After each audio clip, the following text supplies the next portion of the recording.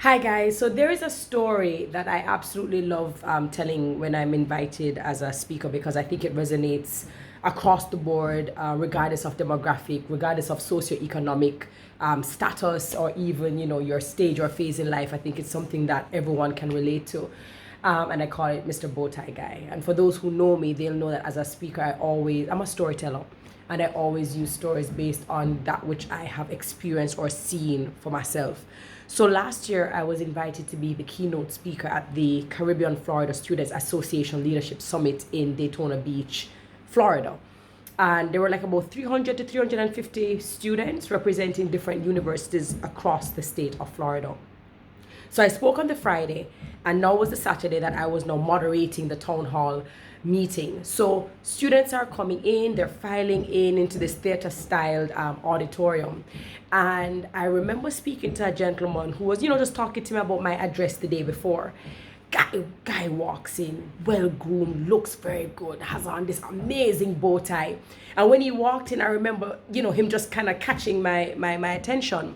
He continued walking up the stairs, and I didn't get a chance to say anything to him. But what I did do was I asked the young lady who was walking in behind him, I asked her, what university is that? Because they tended to stick to their universities. And she told me.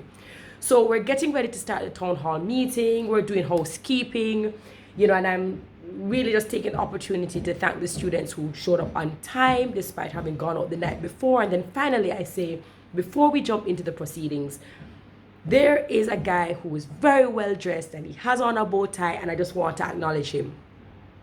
Place goes quiet. Everyone is looking around because everyone wants to know where this dude is. Nothing. So then I recall the university's name. So I say, he is representing X university. I saw a hand barely go up. Then I saw him stand up. And when he stood up, I realized there was no bow tie.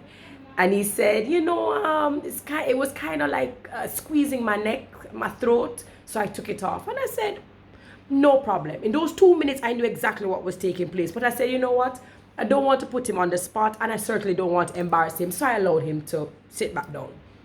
When the town hall meeting was over, I turned to my best friend who had traveled from Fort Myers to stay with me, and I said, I can't believe he took off his bow tie. It bothered me for the entire day, but I would get my redemption.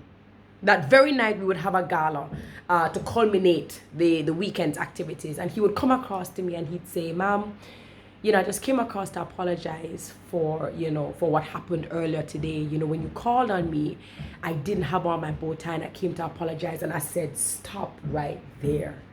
I said, baby love, do not apologize to me. I said, apologize to yourself. I said, when you got up this morning and you put yourself together, you put on your suit and you put on your bow tie, you looked good, you felt smart, and this is how you want to represent yourself at the town hall meeting. I said, when you walked into the auditorium, even though all the other students were dressed appropriately, they were basic. They were basic. And what you decided to do was you decided to take off your bow tie in order to fit in order to blend in order to be basic, just like them. And yet still, it is your very delivery, how you appeared, how you showed up. That is what caught my attention. And when I called upon you, which could have been a job interview, it could have been a job opportunity, it could have been a scholarship, a sponsorship, you were not prepared. You were not ready because you were too busy dimming down and dumbing down to fit into whatever environment you were in, when you didn't realize that how you came was actually you in your greatness. I said, don't apologize to me, apologize to yourself. I said, let me ask you a question. If I had a chance to tell you before we started, when you were walking up those stairs, if I told you, man, you are sharp, man, you're dapper, you look so good, would you have taken off your bow tie? He said, no, ma'am. I said, but that's also a problem. I said, because you would have been seeking validation. And sometimes in this life, in this world, you can't seek validation. You kind of have to validate yourself.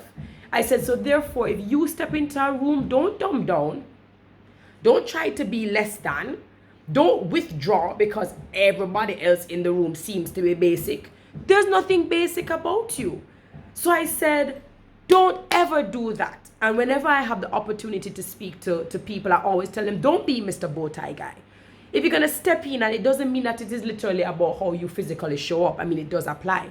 But certainly, in whatever facet, in whatever industry, in whatever capacity, however you decide to show up, don't look around at everybody else and try to be like them. No. Be bold. Be different. Because different is what makes other people see you and want to get to know you. You understand? So don't be Mr. Bowtie Guy.